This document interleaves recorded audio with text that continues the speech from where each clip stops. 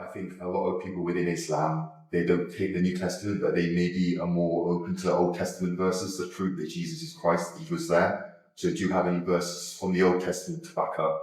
Yeah. I'm not sure where you're getting this. I'm not sure where you're getting this opinion from, that they're more open to the Old Testament rather than the New Testament. In my experience, most Muslims just assume that the whole Bible is untrustworthy. You know, and that they often, in my experience, will attempt to use the New Testament to try to show that Jesus was just a man and that he wasn't divine. And that's one of the big sticking point conversations. There's 3 big sticking point conversations that always come up. And that is, you know, is Jesus Christ God?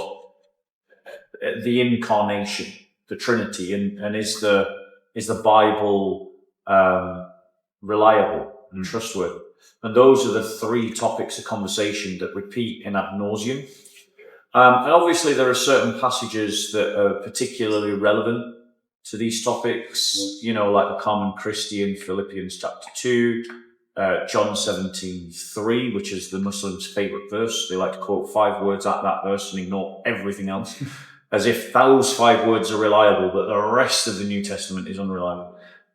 You know, Isaiah 42, John chapter 1, the stories in the Synoptic Gospels about Jesus being the Lord of the Sabbath. A number of these passages will come up in these kinds of conversations because you use them to elucidate the incarnation, you use them to elucidate that Christ is indeed God.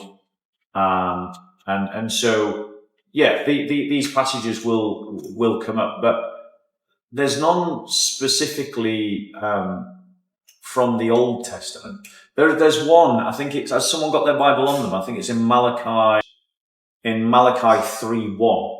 That's a really crucial passage. The reason why Malachi 3:1 is a really crucial passage is because Jesus himself gives an interpretation of that text, and he identifies John the Baptist as the messenger.